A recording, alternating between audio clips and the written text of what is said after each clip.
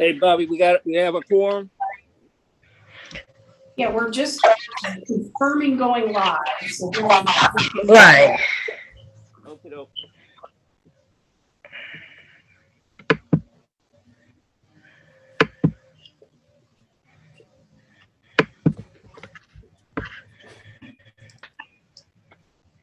Okay. How you doing, Bobby? Good. So just four. How many? Do we have everybody? We need How many? 6 to start. Yeah, four. Let's see. One. We need 6 to start. So we need one more. Okay, do we have 5? Yeah, Sheila. Yeah, we got 6. Okay. One. Okay. Hey, Terry. How you doing? I'm well, and you? I'm doing all right. Are we ready to start, Sue? Or you want to wait one more? Oh, we don't have 5? No, we We got 6. Right there. and we are live. So whenever. Okay. I want to call the meeting of the PSRSSTL for this public school retirement system of the city of St. Louis to order for December the 19th, 2022. It's a regular board meeting. We'll start off with the roll call. Angela Banks, Christina Bennett, Lewis Cross, Present. Sheila Goodwin, Donna Jones, Here. Jet Levy, Just put done. Yvette Levy, I'm trying to mute myself. What do I do? Martell Mann, He's tied up in a meeting. He said he'll be in by 5. okay, Bobby Richardson, Huh? Present. Do what? And so I think I tried to call me, but I couldn't get unmute. okay, there you are. How you got? Albert Sanders, Present. I'm next. Justin Stein, Present. and Doris Walker. How do I don't know. How do I get that or get rid of this? Do you know?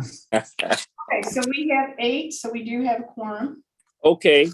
All right. Our first order of business will be approval of the minutes of the last meeting, tab 1, Board of Trustees regular meeting, October the 24th, 2022.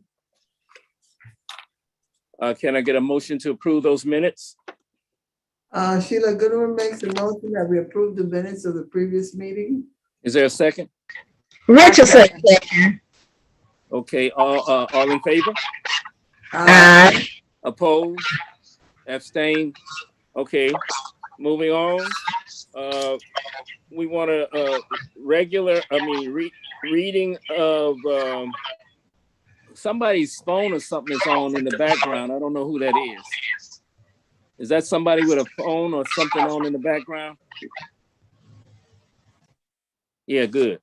Okay, reading of communications to the Board of Trustees. We have anything, Sue? I do not have anything. Okay. Presentations by interested parties. We have anything? I do not. Okay. Consent agenda approval of retirement and benefits for November and December 2022. Is there a motion to approve that? Sheila Goodwin makes a motion that we approve the consent agenda. Is there a second? Second. Okay, all in favor? Aye. Opposed? Abstentions? Okay. Then the next one is approval of refunds and bills, October and November of 2022. I would like to make a motion for the approval of the refunds and bills October and November 2022. There's a I second. second. Okay, all in favor? Aye. Aye. Opposed? Abstentions? Okay. And who did Somebody still need to be muted. Yeah, I don't know who that is. Who is it? It's still going on. I don't know. Do you know what it is, Sue? Okay. All right. Unfinished business. Sue, we have any? I don't have anything. Okay. Report of the chairperson. So the first order of business is the election of the chairperson and vice chair for 2023. So is there the floor is open for nominations. I nominate Lewis Cross Is for the there, chairperson of 2023. are there any more nominations? Are there any more nominations? I didn't hear you.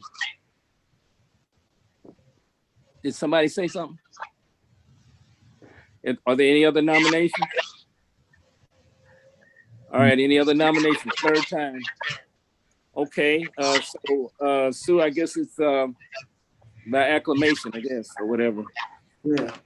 Okay, now we open the floor for nominations for the vice chair. I nominate Bobby Richardson. Are there any other nominations? Are there any other nominations? Doris Walker. Okay, Doris Decline. Walker. Doris declines. Any other nominations? Any other nominations for vice chair?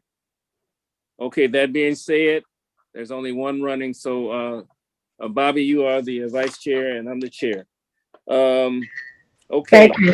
Mhm. All right. Now my Thank report is I wanted to quickly go over. I'm very pleased with the progress of PSRSSTL,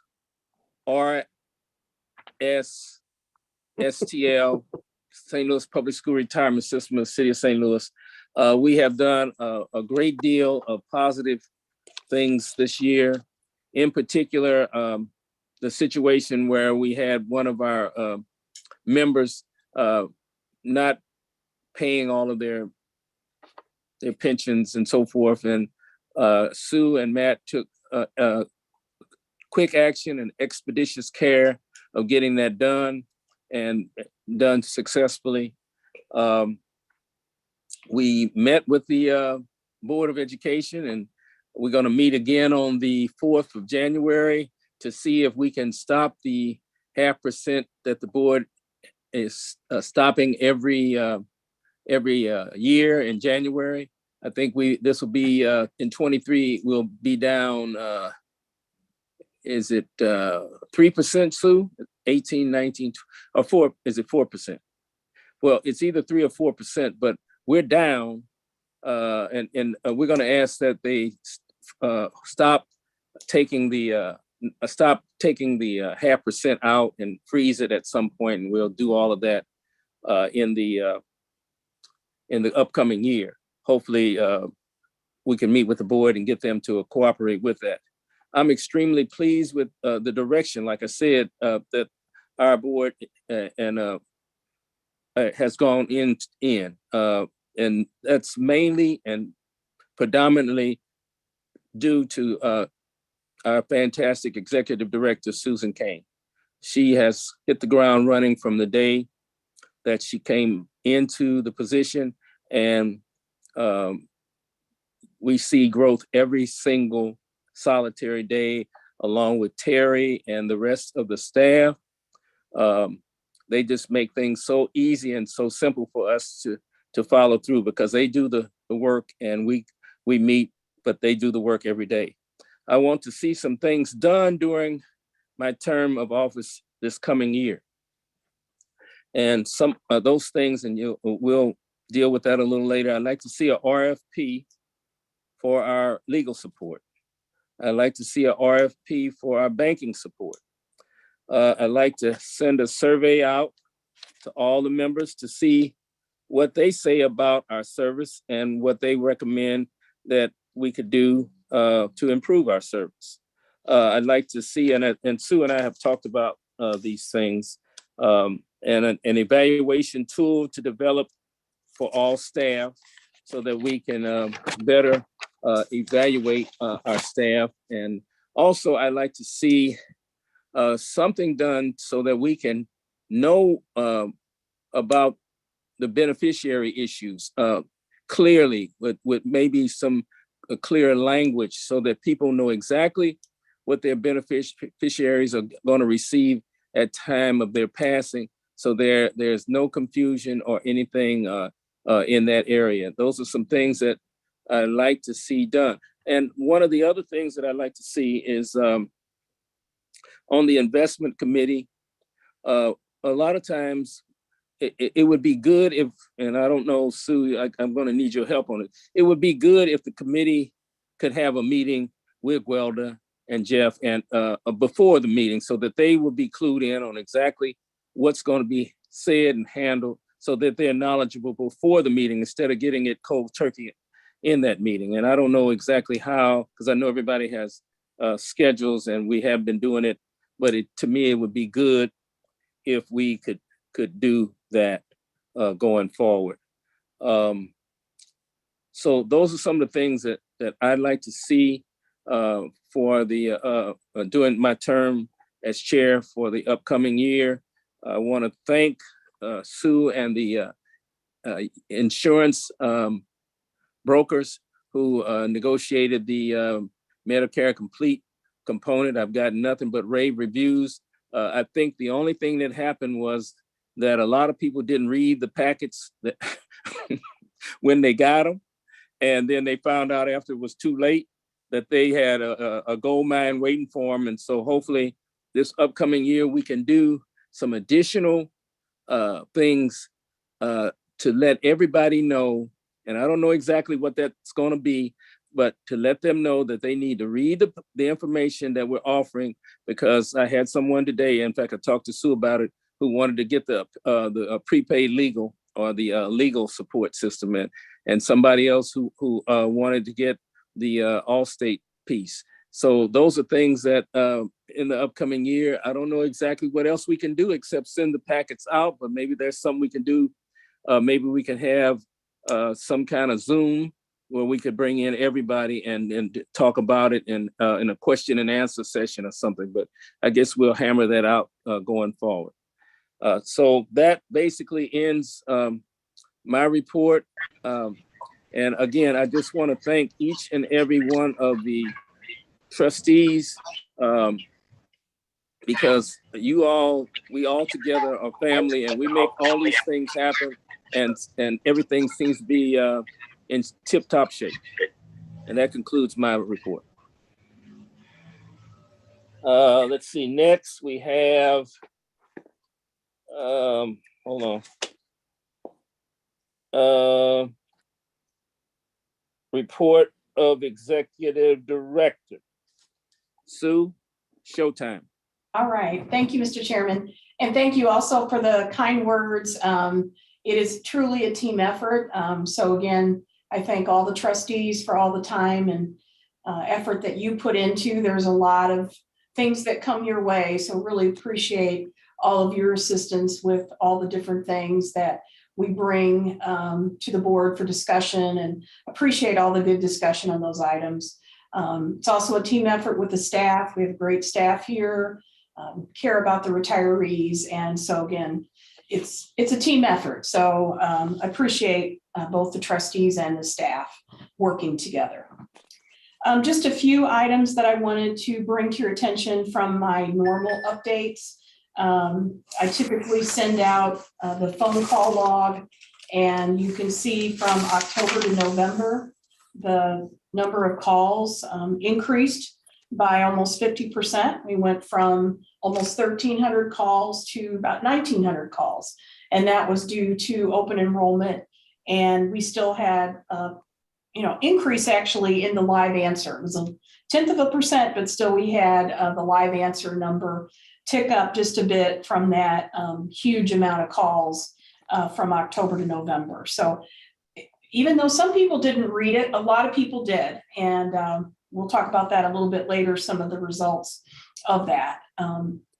The other item that I wanted to mention is that the IRS has a new tax form that is going to be required for us to use starting in 2023.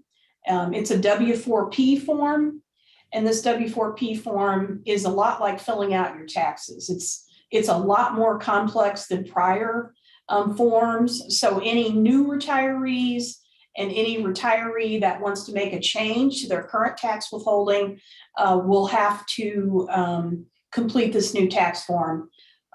There is a possibility, very slim, but the IRS has postponed this new form. Last year it was set to go into place, and at the last minute they made it only optional. But it sounds like it's going to happen for 2023.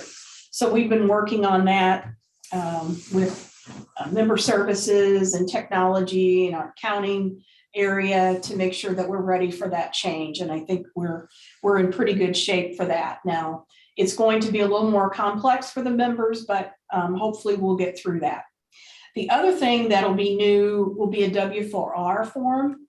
And this is for folks that are getting a distribution of their contributions. This new form will allow them to elect more than the 20% standard withholding. So when someone gets a distribution, if they don't roll it over into another retirement account, then they are able to, or we automatically do 20%. In the future, they'll be able to elect more than 20%. So we are also ready to do that as well. So I just wanted to point that out. That'll be kind of a change.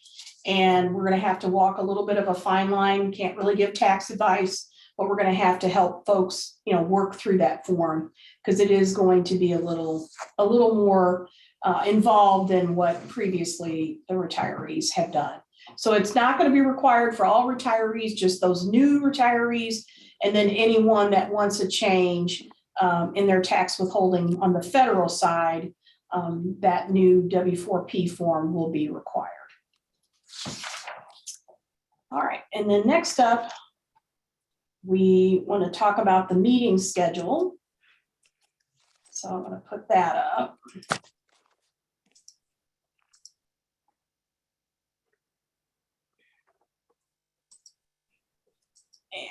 And so this is what was sent out in the packet. These are the proposed dates for the meeting schedule for 2023. Again, because of how the calendar is falling, the first meeting actually wouldn't be till February 27th. February 20th, which is the third Monday, is actually President's Day. And then we'd have April 16th. And then we have the Juneteenth holiday in June. So again, pushing back to the fourth Monday, June 26th, August 21st. And then October meeting, since the last 2 years, we've changed those parent-teacher conferences. So I just went ahead and put that, that date that wouldn't potentially conflict with the parent-teacher conferences, the later date. I haven't seen a calendar yet for SLPS for the next school year. So this is the date that hopefully wouldn't conflict with parent-teacher conferences, and then the December 18th date. So any questions or comments about the meeting schedule? Yeah, the December 18th meeting, it's kind of late in the school year, and most of us would be gone on our winter break. So I mean, we can leave it tentatively until we get an official calendar. Okay. But that's something to consider, because the 18th, that'll be on a Monday. But if St. Louis Public School do it right, we shouldn't be here. Okay, so we can see what Okay, that is. I need to understand that, because today is Monday and today is the 19th. Right. So why would we want to change it from the 18th? I'm just asking a question. Well, two things. If it still goes, we'll be in finals, okay? And we were working down to get those grades in. So to get the person to come out while you're trying to get the grades in, it's kind of difficult. And then again, they might give us that week off and give us 2 weeks because of that. They have done it before. So just to be ahead of the game or try to, just in case, to consider that. No? So I think you'd be on the safe side to err on caution. We might want to do it earlier. And then, you know, this is a holiday season too now, Doris. I gotta get my party on. Okay. what's Okay, party? the Monday before would be the 11th instead of the 18th. Are you saying possibly with finals? I mean, would that work if we did it the week before the 18th, the Monday before the 18th? Yeah, that would be better. I think it would work better. It's more looking at all the logistical stuff. The 11th would be better than waiting so long. All right. Is it possible to because I'm looking at the August 21st date too, Mm-hmm. and that could technically be the first day of school for our kids. Is it August. possible that maybe the August 21st and the December 18th can be tentative based on the school year calendar that doesn't come out to March? Right. Sure. Okay, Yeah. so August and December, we're gonna make tentative, right? Yeah. Pencil it in. Yeah, once I get see the school calendar, then you said March, Mr. Sanders. That usually comes out March or April. March and April, yeah. Okay, so then at the April meeting, we can relook at the dates and see if we want to change any of those. Perfect. Okay, Are we so gonna- basically, we're gonna leave it just like it is right now, and then depending on the information we get, then we can make adjustments at that particular time. Is that what we're doing? Yes. Okay. Another question. Are we going back in person?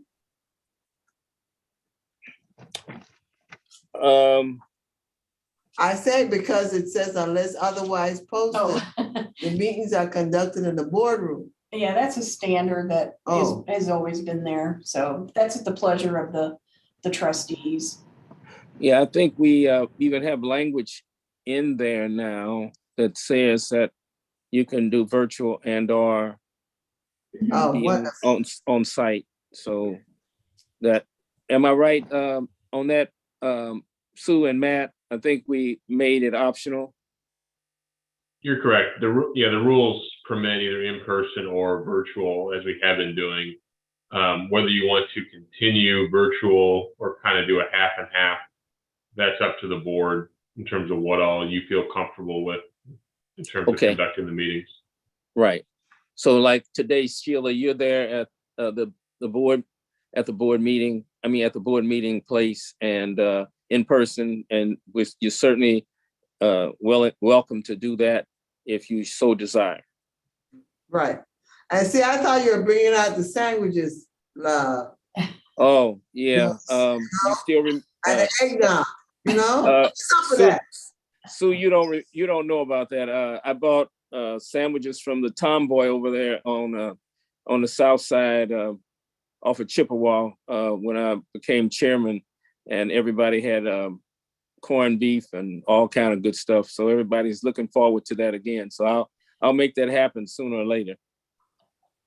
Thank you. Mm-hmm. Okay, Sue, what else we got?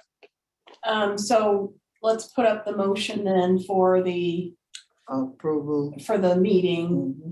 And if we want to tweak it a little bit. Mm-hmm. So this is the number one motion. Okay, can I get someone to make the motion? Is it to be read as is or with just in case? Yeah, with the dates, we can add the tentative dates. Okay. All right. I make a motion to accept the 2023 Board of Trustees regular meeting schedule. Second. Okay. Do we do a roll call on that, Sue? Yes, we do.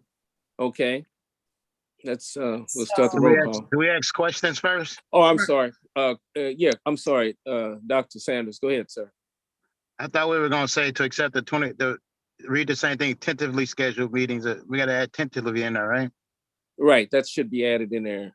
So you want to make the motion again and add the tentative portion with it, Sheila? To accept the 2023 Board of Trustees tentative regular meeting schedule. Okay. All right, it's been probably moved in second. Are there any other questions? Any other questions? Any other questions? Okay, we'll do a roll call vote. Louis Cross, Yes. Sheila Goodwin, Yes. Donna Jones. Yeah. Yvette Levy, Yes. Martel Mann, Yes. Bobby Richardson, Yes. Albert Sanders, Yes. Justin Stein, Yes. Doris Walker, Yes. okay, so we have 9, so the motion carries. And we'll discuss again, Got this, in April. Okay. All right, and then the next thing I wanted to address was the business insurance. We've got renewal for our workers' comp and our property coverage on the building. So we have those figures in for the Hartford. Looks like that renewal is going to be $19,620. And then the workers' comp, the preliminary estimate of that is $1,281. Typically, there's an audit that's performed in January and they look, kind of true up the numbers. And so there could be a little tweak. We might owe a little bit more. But right now, we've got those 2 numbers. So we just need, if there's any questions about those, but we typically then would, the trustees would vote if they want to approve continuing to provide those coverages. Okay. How much is usually that you said it will change a little bit? How much is a little change? Last year we paid like a couple $100 more after they did the audit.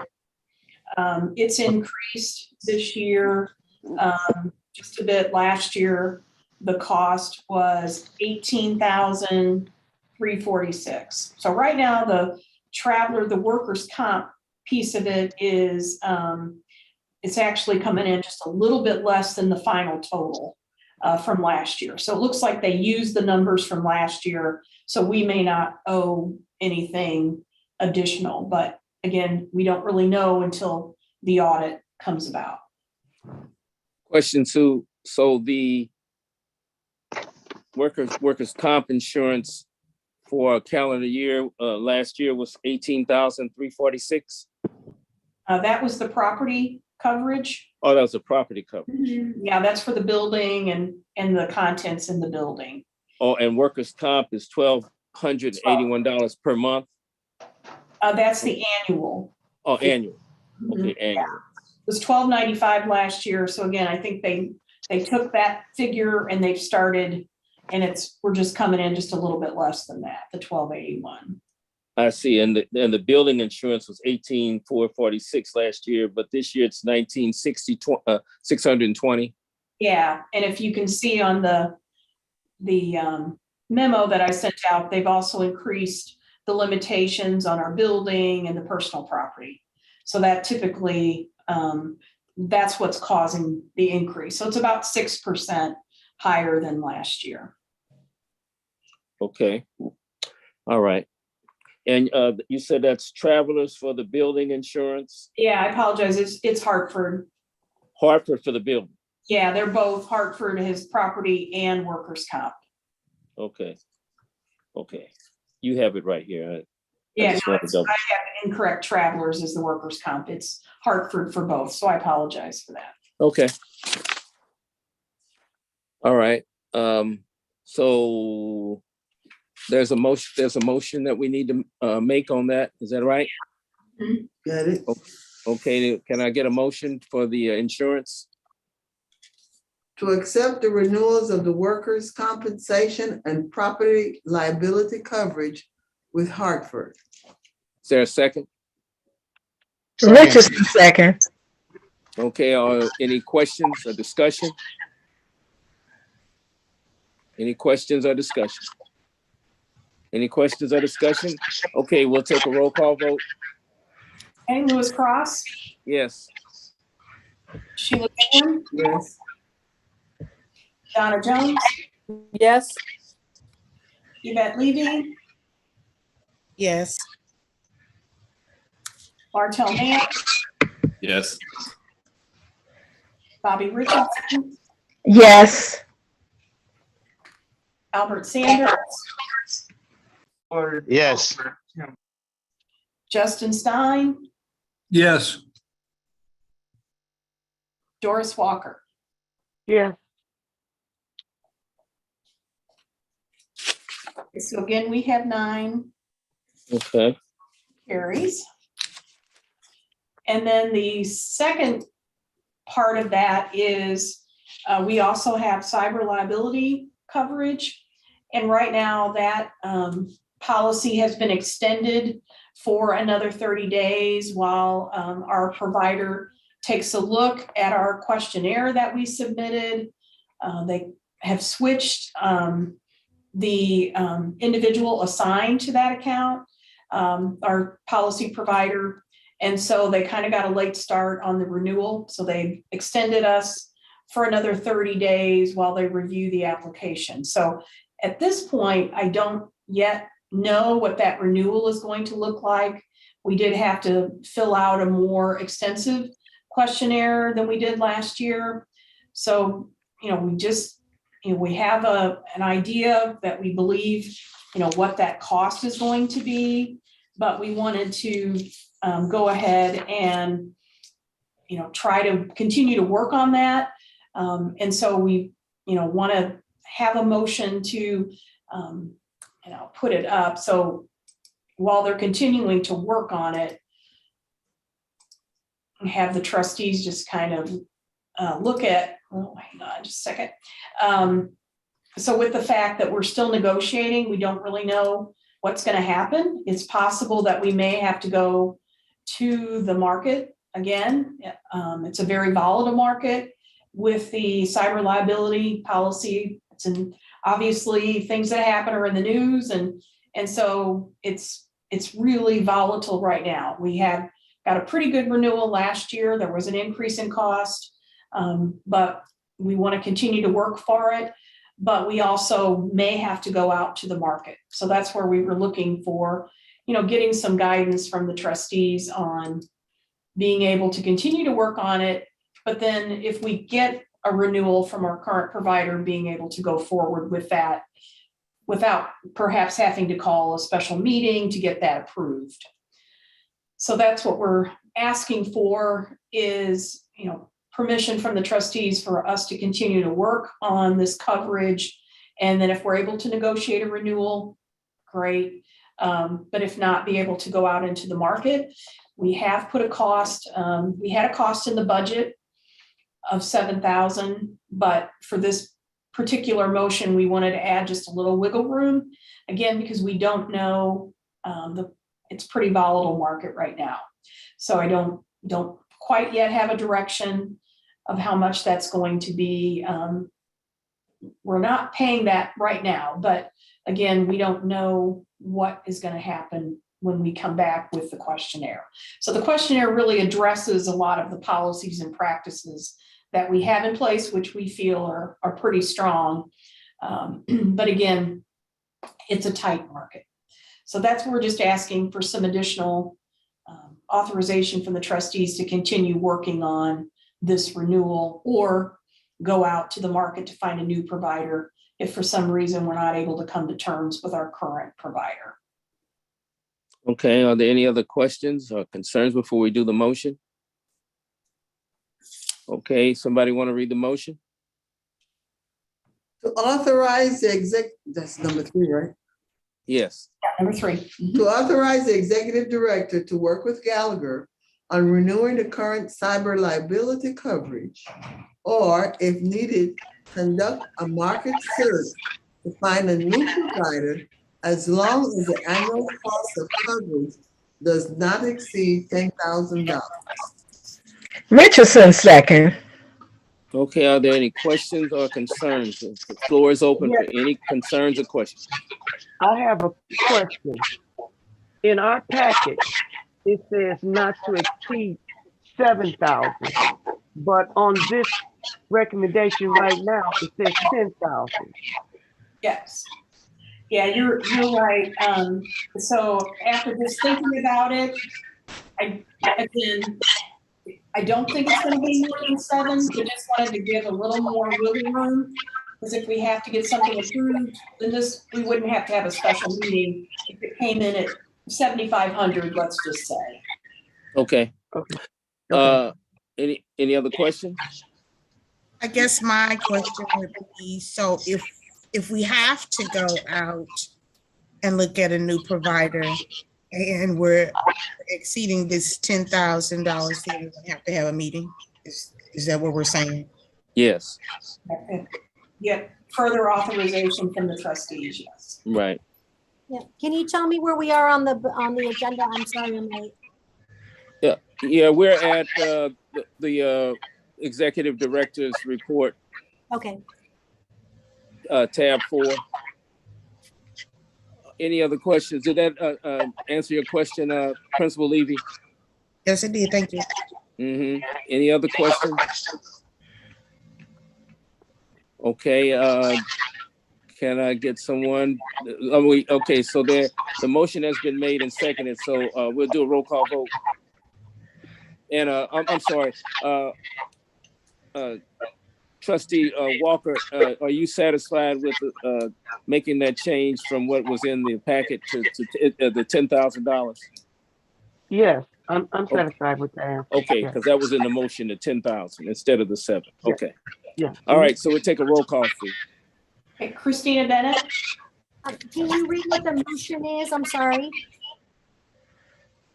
Sheila, can you read that motion again for our newly reappointed trustee, Christina Bennett? To authorize the executive director to work with Gallagher on renewing the current cyber liability coverage, or if needed, conduct a market search to find a new provider as long as the annual cost of coverage does not exceed $10,000. And I think Bobby Richardson, Trustee Richardson seconded that. Is that right, Bobby? that's correct. Okay, all right. Any other questions, Trustee Bennett? No, thank you. Okay, no problem. Okay, we're gonna do a roll call vote.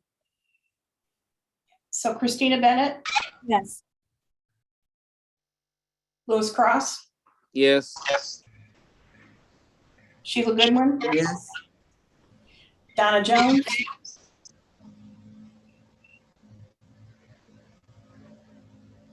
Donna, are you there?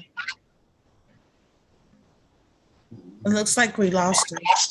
Okay, I know she has some troubles with her connectivity sometimes, like we all do. okay. Yvette Levy, Yes. Martell Mann, Yes. Bobby Richardson, Yes.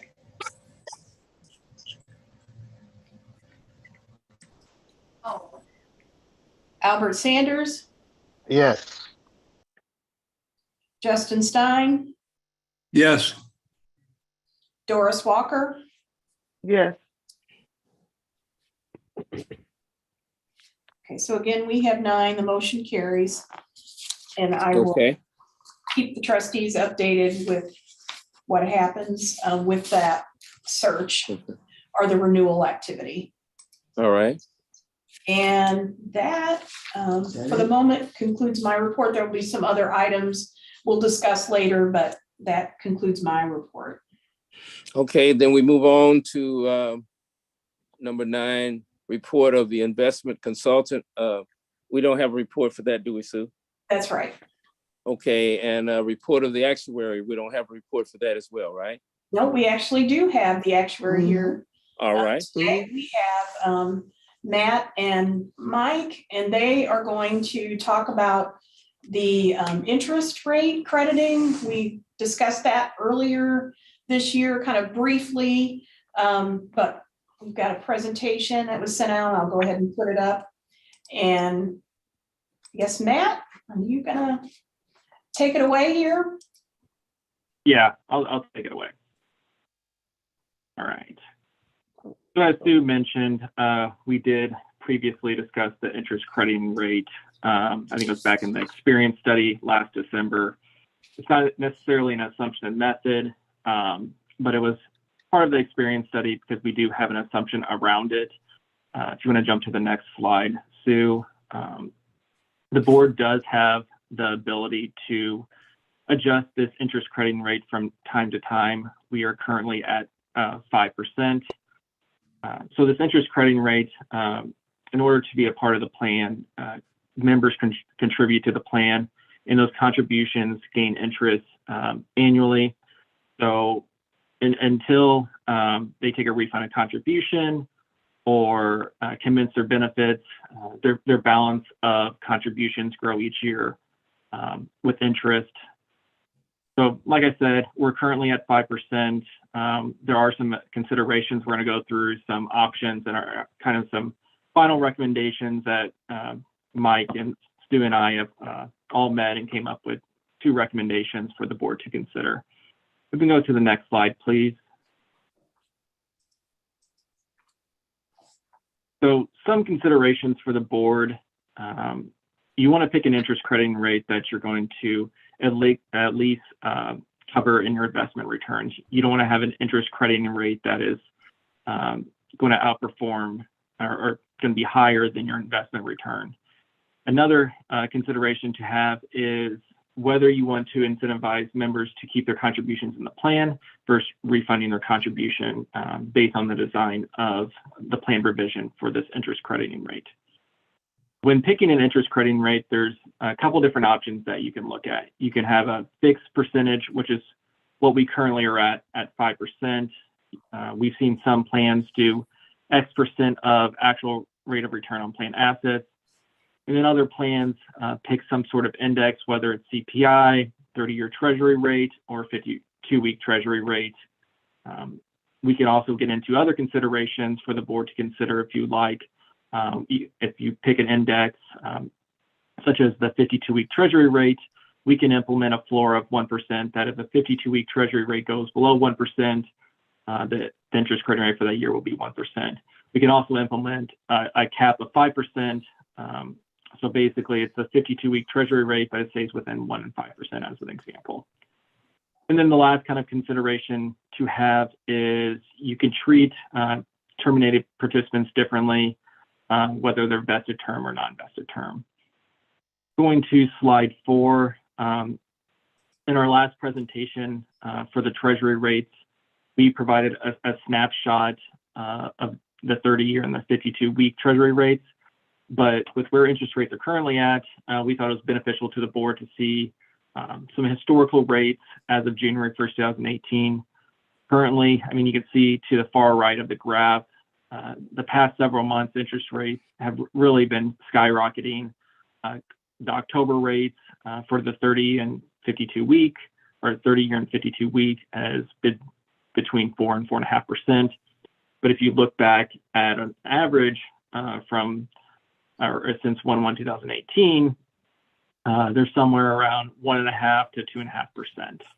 So this is just for informational purposes. If the board would decide to implement a fixed rate where they might stand and not necessarily just concentrate on one point in time. Going to slide 5. These are a couple of different Missouri plans, just for the board to see where other plans may be at, kind of breaking it out into 2 different categories. You have your fixed percentage, so like the 5% the interest crediting rate that we're at now. Here's 3 plans in Missouri with fixed percentages. You have the city of Clayton has a 4% interest crediting rate. The public school and education employees retirement system of Missouri is currently at 2%. The board sets this rate annually and votes on it in June of each year. And then lastly, Kansas City employees retirement system, tier 1 employees, they use 5%.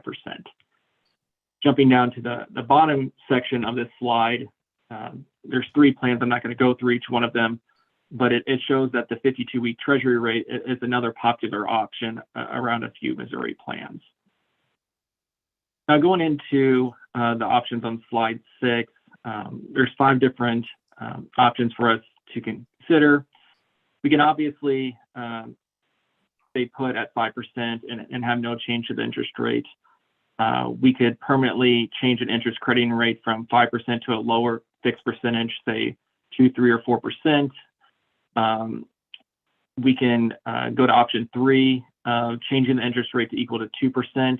And the reason we kind of highlighted here the 2% is to line up with the state PSRS system.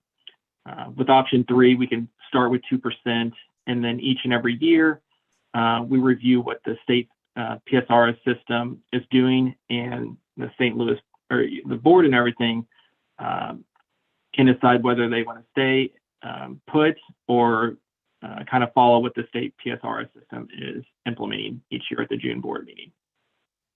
Option 4, we can implement the interest crediting rate based on an index. On the next slide, we'll see that we recommended the 52-week treasury rate. If we do that, you can also implement a cap and floor, kind of like I discussed a few slides back, from like 1 to 5%, for example. And then lastly, some additional considerations. I'm not going to get into too much detail here. I talked about it a little bit earlier, but the plan could implement that once someone terminates, you can eliminate or reduce the interest crediting rate for non-vested terms, treat them differently than terminated participants, as an example.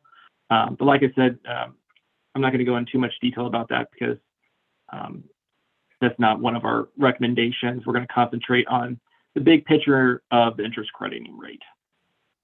So on slide 7, kind of the meat of everything, our final recommendations is you have 2 different options. You can pick a fixed or an index interest crediting rate if the board would decide to change it. So the first option is going to a 52-week treasury rate. If the board would decide to implement the 52-week treasury rate, say for example in 2023, we would look at the September monthly 52-week treasury rate, and that rate would be implemented based on the January 1st, 2023 balance at the end of the year. Now, alongside with the 52-week treasury rate, we're also recommending a cap of 5%. So if the 52-week is above 5%, we limit it at 5%, and then a floor of 1%. This is part of our recommendation. If the board would decide to go with the 52-week treasury rate, it's their decision whether they want to implement the cap or floor, but that is just a part of our recommendation. And then lastly, our second recommendation is go ahead and implement the 2% fixed rate to line up with the state PSRS system. And then in the future, PSRS St. Louis can look what the state's PSR system is doing to see if they want to implement changes in the future. So I'm going to stop there and kind of open up the table for discussion. So I have a question here. So recommendations 1 and 2. So you're recommending to change it annually to a 52-week treasury rate, but if you do that, then, or is it and, or is it or? Because it's an or, sorry. Okay, I was like, how can you have both? No, sorry about that. Okay, and so explain to us how the interest crediting rate, lower or higher, impacts our funding ratios, our analysis, the financials.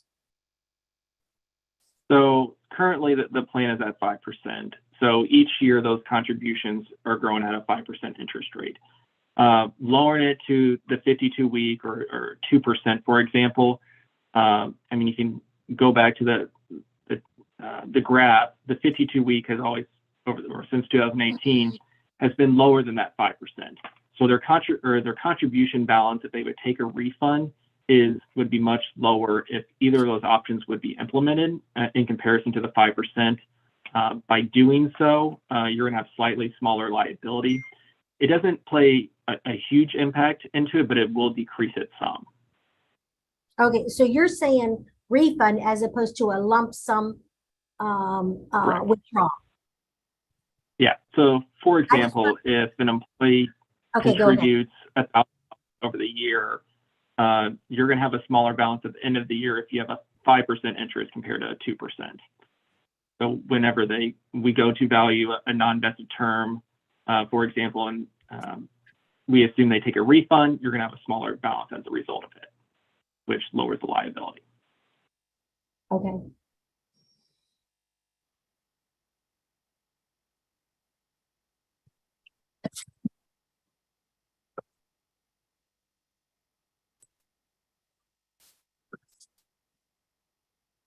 So I guess can we go back to the recommendations? I think from my perspective, can't you do option 2 with a cap of 5%? With option 2, you're basically very similar to your current plan provision of 5%. So if you implement option 2, you're at 2%. So you're within that 1 to 5% range. Now, I think the plan with option 2. My question is, if you implement the 2%, right, as your crediting rate, but you implement a cap of 5% and a floor of 1%. Yes, you can do that. It would basically result in the board staying within that 1 to 5% range in the future. But I think the intention is with option 2 that you revisit it each and every year.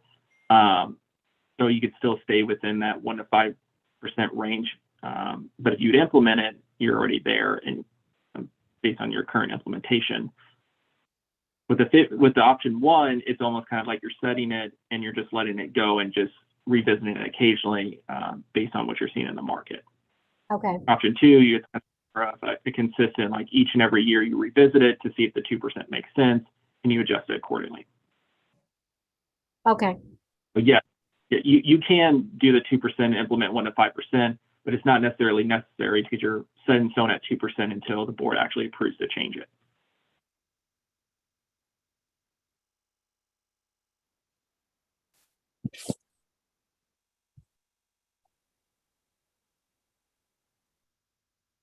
And I guess the other option that's not on here, obviously, is what Matt said at the very beginning, is the board could choose to leave it as it is too.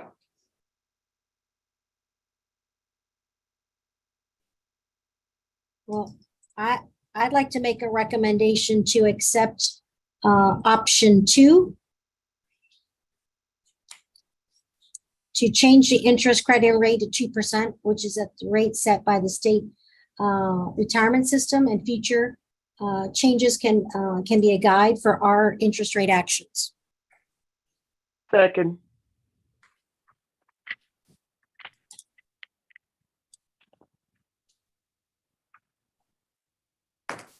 Louis, where are you? Here.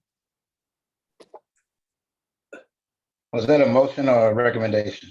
I'm sorry. Okay. It was a motion. Motion. Motion. Okay. Is there a second? I second it. Okay. Any discussion, questions or discussion? Okay. Since there's no question or discussion, then we'll take a roll call vote. Okay, Christina Bennett, Yes. Louis Cross, Yes. Sheila Goodwin, Yes. Donna Jones, she still came back. Yvette Levy, Yes. Martel Mann, Yes. Bobby Richardson, Yes. Albert Sanders, Yes.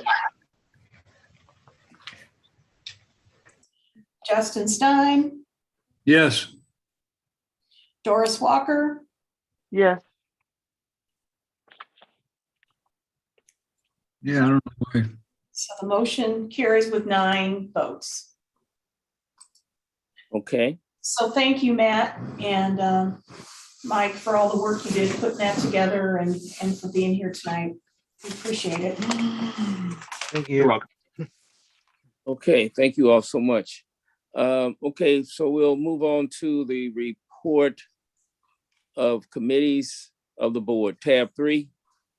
Our first report, and I want to commend Donna and Bobby and Sue and the consultant for the insurance. It was a fantastic package. Do you all have a report today, or are you going to stand on the report that you already have given? Yes, we have a report. Okay. Okay. During open enrollment, which ran from October the 21st through November the 18th, 6 virtual sessions were held with 100 retirees in attendance. For the new benefits being offered, 70 retirees enrolled in the identity theft protection, and 84 retirees enrolled in the prepaid legal plan. Also, there were 75 retirees moved from the base and buyer plan into one of the Medicare Advantage plan. This is a 15% of the total number of retirees enrolled in the base and buyer plan offered through the St. Louis Public Schools. If you have any questions, Sue is available to answer.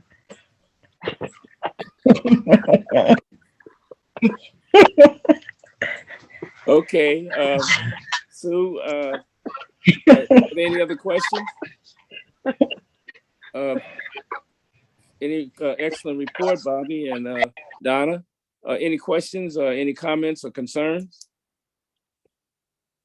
Okay, then we'll move on to trustee business with Sheila Goodwin and Doris Walker. Trustees Walker and Goodwin. You all have a report? We have some motions. Oh, we have some motions on the benefits? Yeah, from the trustee business committee. Okay, I'm sorry. Let's do that. There's some motions. Okay, somebody want to read the trustee travel expenses motion, number 5? Apologies. One, I wanted to, there was just a last minute change that I wanted to share with the trustees. We had one additional documentation submitted, so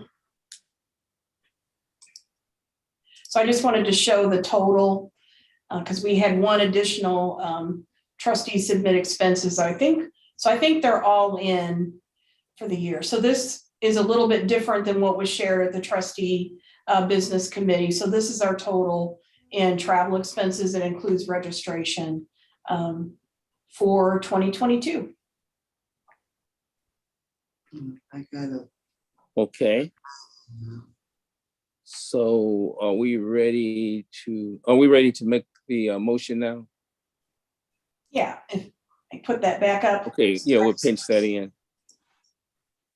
Just wanted to share that there had been a last minute change. Okay. So that's number 5. I make a motion to accept the total 2022 travel expenses as submitted by the executive director. Richardson, second. Okay.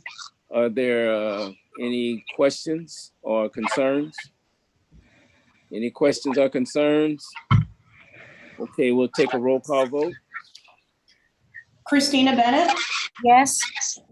Louis Cross, Yes. Sheila Goodwin, Yes. Yvette Levy, Yes. Martel Mann, Yes.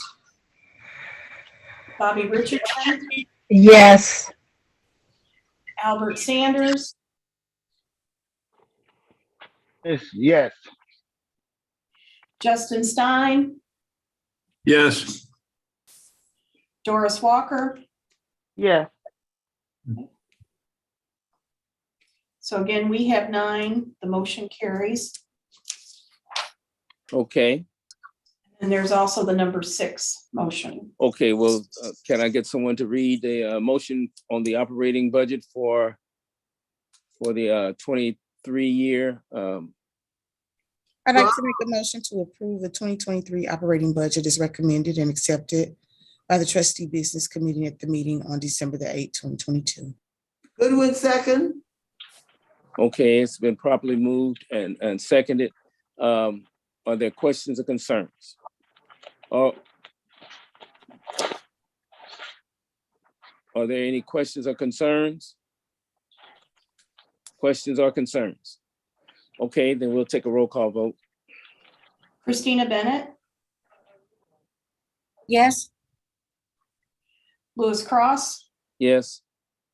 Sheila Goodwin, Yes. Yvette Levy, Yes. Martel Mann, Yes. Bobby Richardson, Yes. Albert Sanders, Yes. Justin Stein, Yes. Doris Walker. Yes. Okay, so again, we have 9, the motion carries. Okay, number 7, large cap manager. Oh, that's a different,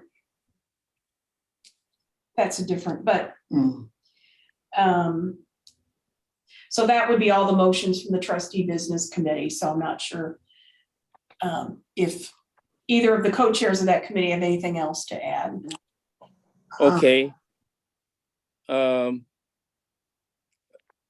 Anything else to add? Co-chairs of the trustee business? I have nothing to add. Okay, trustee Goodwin? Yes, recently I attended a conference in Barcelona, Spain, and this is for the trustees and the referring to the ESG funds and the diversity, and it was international. And so I would like approval for my attending this conference in November. Sheila, Okay. did you say you went to Barcelona?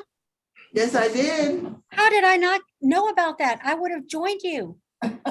Oh, I'm so sorry. It was a last minute thing that included the AFT, the oh gosh, the teachers retire, not the teachers, Teachers Union? teachers union. Okay.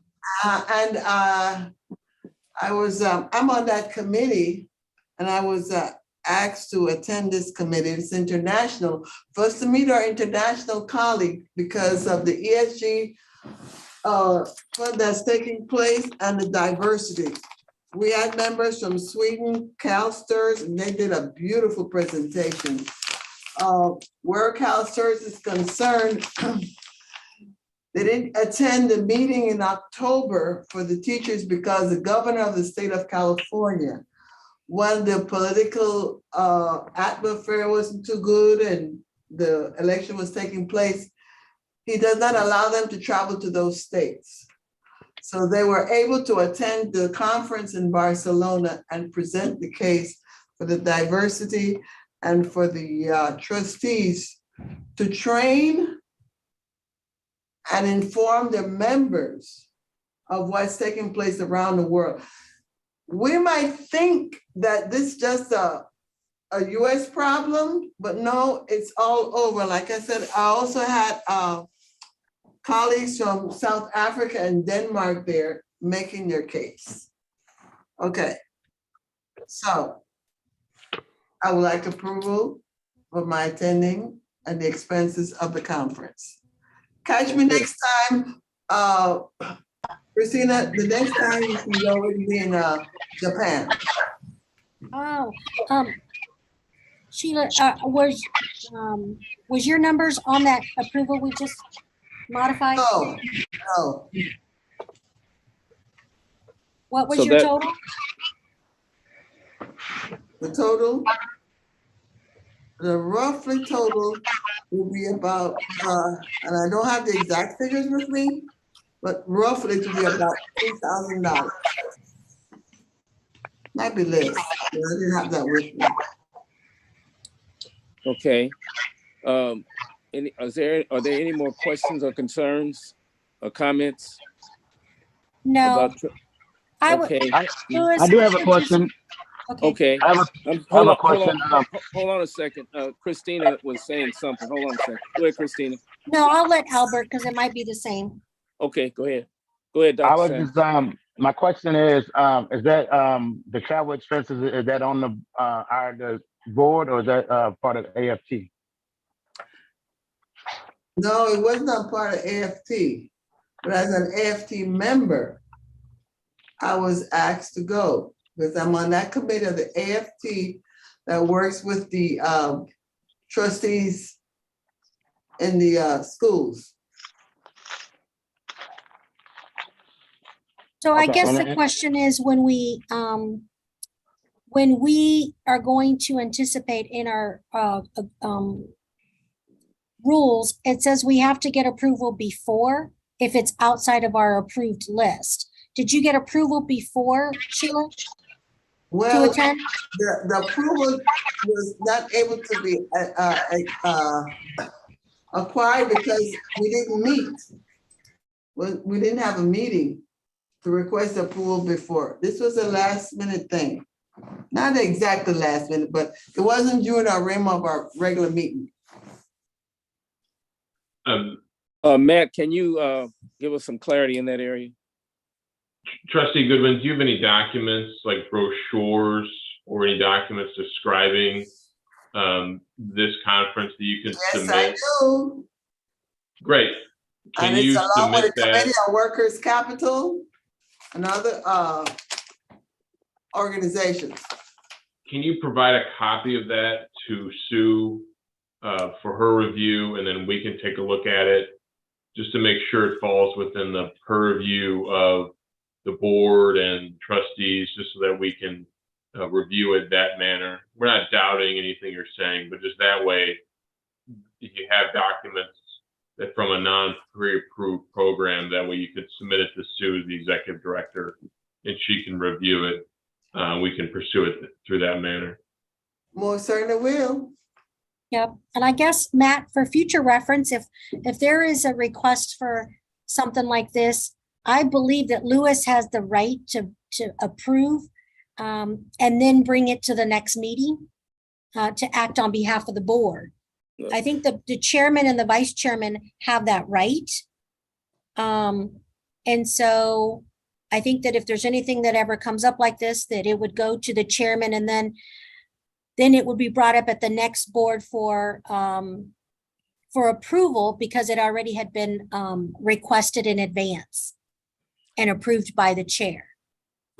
Yeah, that's exactly kind of what happened. We, in order to do this expeditiously, but in the correct manner, we were going to have to call a special meeting. So that being said, we did exactly what you said. We said that we would just address it at the next meeting, and that she could attend the meeting, attend the conference, and then we would address it at the next meeting.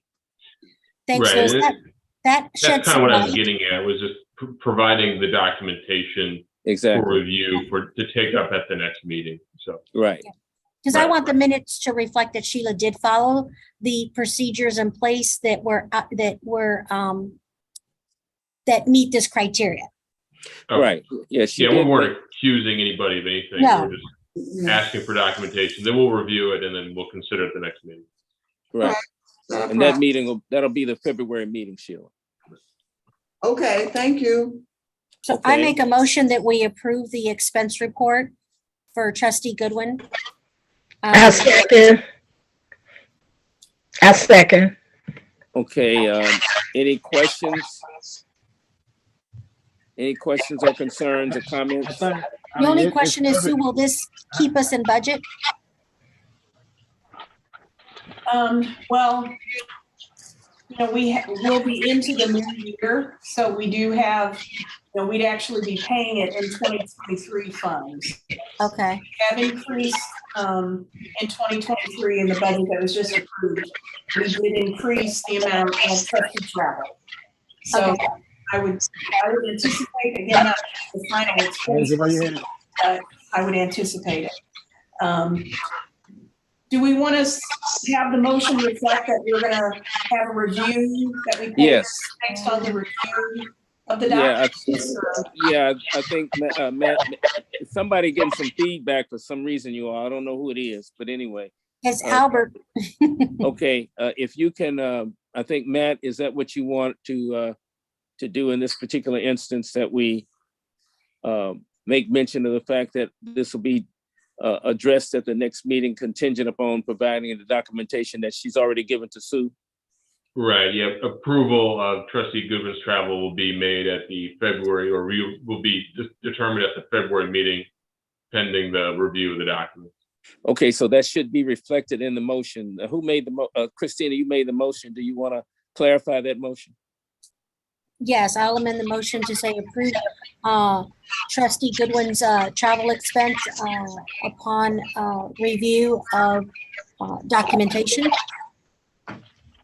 Okay. All right, is there a second on the revised motion? I second that revised motion. Okay. Trustee Richardson seconded. Do we have any discussion or comments? Any further discussion or comments? I guess my question would be, why we're making a motion is we still gotta wait on the review of the documents and on the next meeting. Why would we just make a motion on the next meeting to review and approve it then? Matt, I'm gonna let you handle that one. You all can handle it how you like. I don't think a motion is necessary at this time, but if you'd like to make a motion, that's fine. Okay, that was just to go on record, Dr. Sanders, that we have addressed it, and it was followed. The protocol was followed, but in terms of approval, it was going to have to follow to the next board meeting, which would be February the 27th. All right, but that's not what the motion said. No. Let's see. That's not what the Okay. motion said. It said we approved it. We approved it already, just based on reviewing it at the next meeting. Okay, I withdraw my motion then if we don't need a motion at the moment. Okay, then. All right, so does that mean that we're tabling it to the next meeting?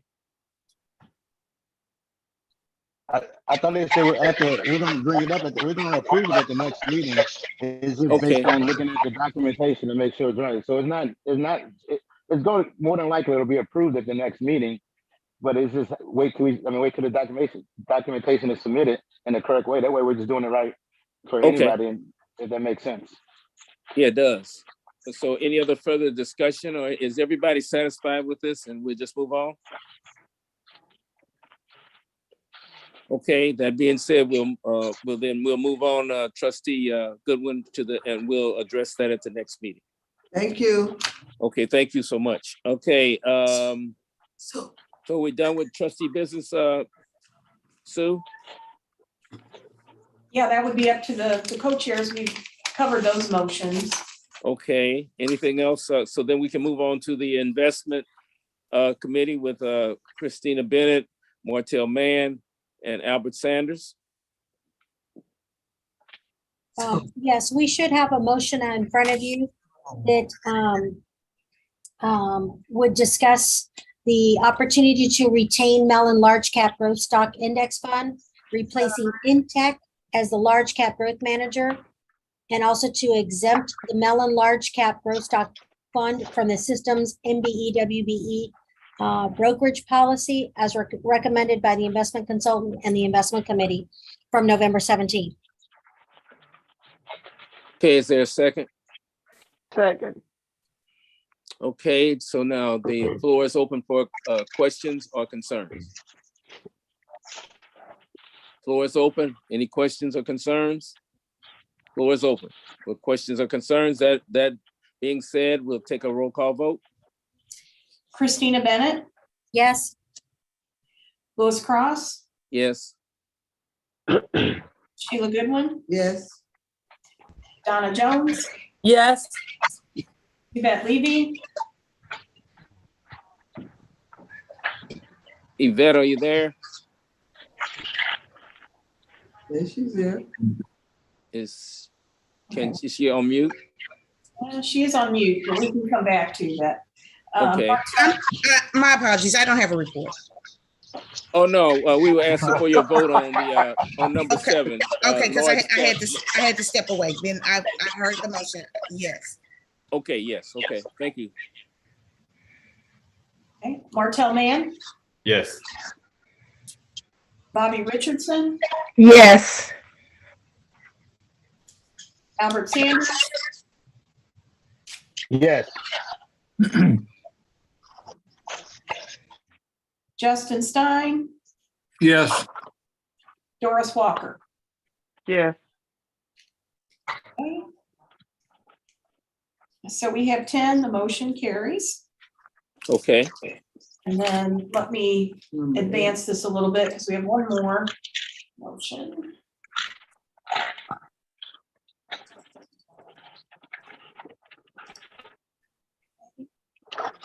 Okay. So we have number 8 also. Ready? yes. To You wanna retain make to retain the services of Robbins, Geller, Rudman, and Dowd for global class action services as recommended by the investment consultant and the investment committee at the December 15th meeting. Is there a second? I second that motion. Okay, questions, concerns, or comments? Questions, concerns, or comments? Third time, questions, concerns, or comments? Okay, we'll take a roll call vote, Sue. Well, I'm busy. We'll see. Christina Bennett, Yes. Louis Cross, Yes. Sheila Goodwin, Yes. Donna Jones, Yes. Yvette Levy,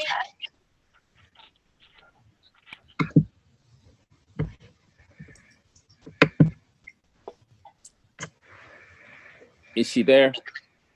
I think she's, okay, we'll come back. Martell Mann, okay,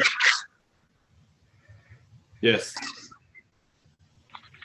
Bobby Richardson, Yes. Albert Sanders, Yes. Justin Stein, Yes. Doris Walker. Yes. Okay, and we'll check on Yvette Levy.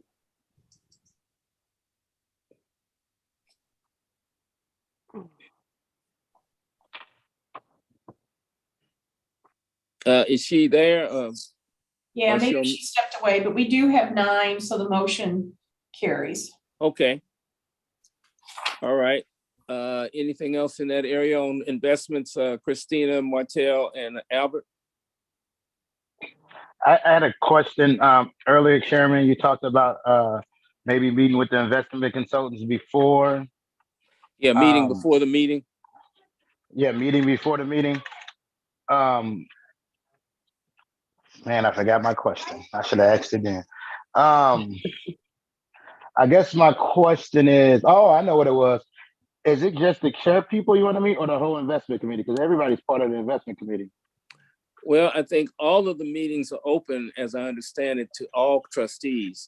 But what I'm saying is, a lot of times, when we get the information from Gwelda and Jeff, you're seeing it for the first time and we're seeing it for the first time. So I don't know. I just wanted to throw it out. Sue is an expert in that area. Maybe you can clarify it. Maybe it's not needed, but I just thought that since you all are the investment committee, then it would be nice to know what they're going to say and do before we have the presentation. Sue, can you help me on that one, you and Matt, or is it even necessary? Well, I guess what I would say is that we do periodically have planning sessions. I meet with Gwelda and Jeff to kind of talk about, the upcoming agenda items. So we Okay, certainly can include the co-chairs in that discussion. We kind of had a plan in 2020. We kind of knew, what we were going to do at each of the meetings, and that was actually addressed and approved by the trustees early on. But when we start planning for 2023, we can certainly have a meeting to include all the co-chairs and before we present it to the rest of the trustees. good. And basically what I was saying is that I want people to, the trustees to be knowledgeable about what's happening, since you are chairing that co-chairing that, so that you know what's coming down the same time that they're presenting. So this will be perfect. But of course, I want to make sure that everybody understands that all of the co-chairs are invited to those meetings before the meetings, right, Sue and Matt? Okay. Yes, Mr. Chairman. I would say if you want to have a meeting before the meeting, perhaps having it with the co-chairs would probably be the more appropriate way to go, because one thing to keep in mind is if you have a quorum present of the trustees at any one time discussing trustee business, it then is required by the Sunshine Law to be an open notice public meeting like this, which for a committee is 4 trustees. But if you just have the co-chairs of those committees, which are usually 2 or 3 trustees, you would be within the appropriate threshold to have a informal discussion that's not a public meeting with your service providers, and that certainly would be appropriate. Okay, well then, that being said, then I would hope that the co-chairs of the investment committee, Christina and Martel and Albert, you all would meet, and then that would I think that would satisfy that without having to. Yeah. Is that And that okay was with just you all? That's perfectly fine. When you said it, you just said the investment committee, and I just know we're all, we always report that, we're all part of every committee. So Exactly. I was just more concerned about, because everybody, because then it wouldn't make any sense for everybody to come and then hear the same thing twice. Exactly. So It was just a meeting of the co-chairs with the executive director and our consultants. Right. And then that way you all will know exactly, what Sue and Gwelda and Jeff, you all would also know. So when they're presenting, you also know exactly what they're presenting. And then that way the committee is knowledgeable about what's going to happen before it happens. So that'd be fine. Okay, let's see. So are we done with the investments co-chairs? Yes. Okay, thank you all so much. We'll go with legislative rules and regulations with Justin Stein and Albert Sanders. And Sue, I think you and can address that as well, because you all have a big meeting coming up on the 4th of January with the school board. Is that right? Yes, we do have that scheduled. I think we'll talk about that a little bit later as well. Okay, though. All right. Did you all have any other information to present, a report rather, Albert and Justin? No report. Report. Albert? Okay. All right, then we'll move on to personnel and professional contracts. Principal Yvette Levy and Angie Banks. And I apologize, I had a parent in my face, so, but no, I don't have a report. Thank you. Okay, is Angie available today? She is not. Okay, all right, well, thank you, Principal Levy. Okay, new business. I don't Sue? have anything. Okay,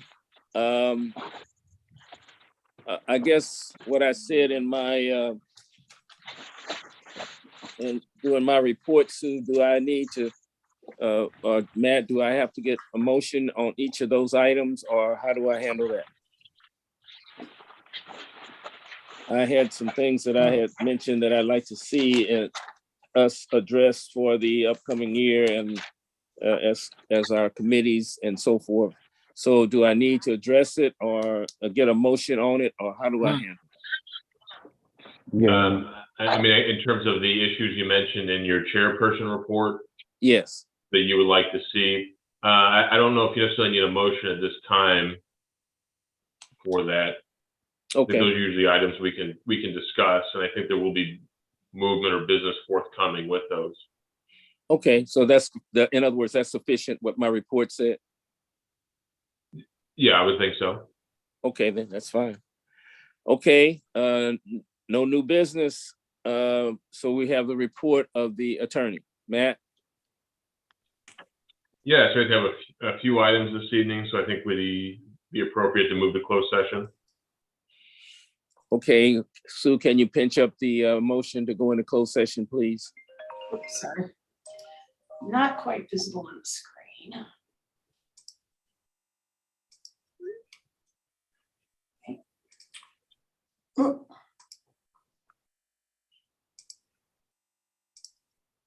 All right, so there we are, number 9. Okay. Someone want to read the motion? Sue, would you clear that up? I can't see. Can you see it? Okay, number 9, close the meeting. Do we have someone that's going to read the motion? Close the meeting and that all records and votes to the extent permitted by law pertaining to and or resulting from this closed meeting be closed under RS Missouri 610.021 and 12 for the purpose of having a confidential or privileged communication with the legal counsel for the public school retirement system of St. Louis on legal matters. Is there a Second. second? The second was by Doris Walker, is that right? Yep. Okay, we'll take a roll call vote to go into closed session. Christina Bennett, Yes. Louis Cross, Yes. Sheila Goodwin, Yes. Donna Jones, Yes. Yvette Levy, Yes. Martell Mann, Yes. Bobby Richardson, Yes. Albert Sanders, Yes. Justin Stein, Yes. Doris Walker. Yeah. Okay, so we have 10, the motion carries. Okay.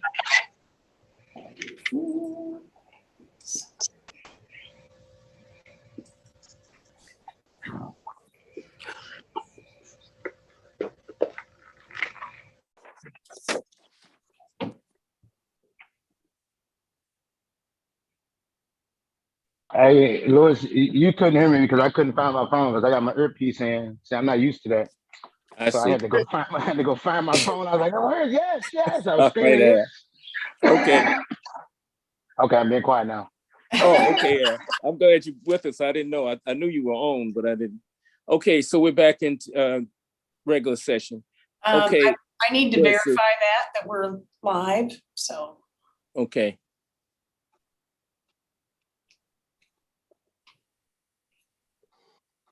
Yep.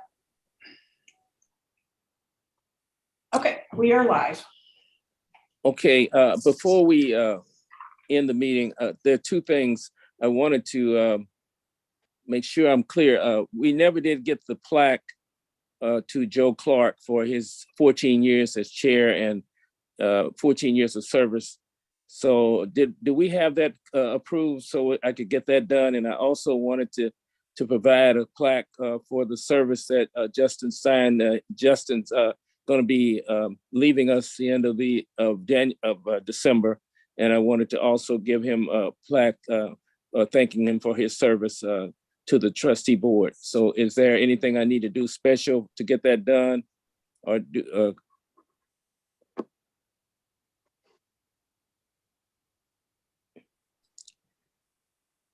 I know we talked about Joe, but I wanted to also include Justin and provide a plaque for thanking him for his service to the trustee board. Should there be I'm just asking, should there be something that want to go to one of the committees? Do we have what's that called, a policy related to that? How many years you serve, or or do we just give everybody who served at least 1 year a plaque? Or one term, I should say. Matt, I'm gonna defer that to you as the legal counsel. So we don't have a policy related to that. So there's no specific policy that the trustee does so many years, they get a plaque. It serves at the pleasure of, excuse me, Matthew, it serves at the pleasure of the chairperson. You mean the trustees or the trustees? Yeah, the trustees and the board and the board. Right. So whether the individual gets a plaque, that's up to the board. There's no specific policy that we have. So okay. All right. If you want to make a motion, that's fine. Yeah. And I would also say, Mr. Chairman, we had Darnetta Klingscale. I know it's been a few years, but yes, we didn't do a plaque for her either. Exactly. So we can add Darnetta as well. So we have there'll be a total of 3 that we could provide. So if somebody, Sheila, could you make a motion, or somebody can make a motion so we can get this done and everybody can go home? I think we should go home, but how do we make a motion on something we don't know the cost of? You can limit the amount, the cost. I think the plaque, no, it shouldn't be exceed. It's minimal. It would fall under office supplies. Usually they're fairly minimal. If you want, you can put a dollar amount on it. Yeah. Okay, no, that's fine. I just asked. I'm just asked. I make a motion that we purchase 3 plaques for our former members that have served on our board, including Justin Stein, whose last day is December 31st, I believe.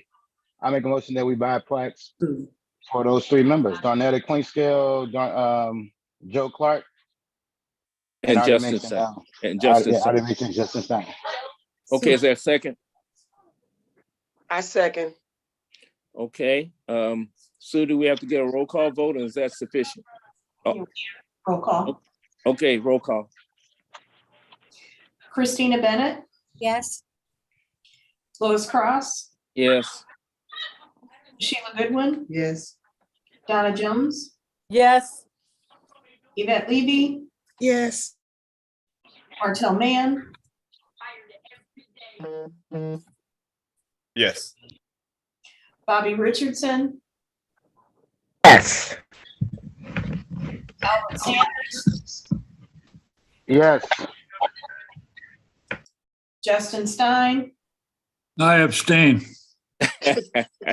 Doris Walker? Yes. All right, Justin. We have 9, motion carries. Okay. Okay, is there any other business? Any other business? Any other business? Okay, the motion to adjourn. Can I get a motion? I make a motion. I make a motion to adjourn this meeting for the. Okay, second. All in favor? Aye. Okay, I want all of you all to have a happy holiday, and thank you all so much for your time and your service. Really appreciate you so much. God bless. Hey, one question, since we're finished, but have you all ever made Thanks, Louis. played the you're plastic wrap game? You're welcome, When Justin. you make a big ball, Oh, okay. when you unwrap it, you gotta roll doubles, but you see how big it is? Yeah, I Oh. see. But I got a whole bunch more stuff to put in, so it's gonna be bigger than that. Anyway, All right. Okay. happy holidays, everybody. All right. Thank you all so much. Good Good night, everybody. Bye-bye. Thank you. All right. All right, Justin. Thank you so much. Hey, good Okay. luck, Justin. You're welcome. Justin. Thank you, guys. Thanks, All right. everybody. All right. Thanks, bye now. Matt. Bye, Justin. Bye, Justin. Really Bye-bye. appreciate you so much. Bobby, see you. All right.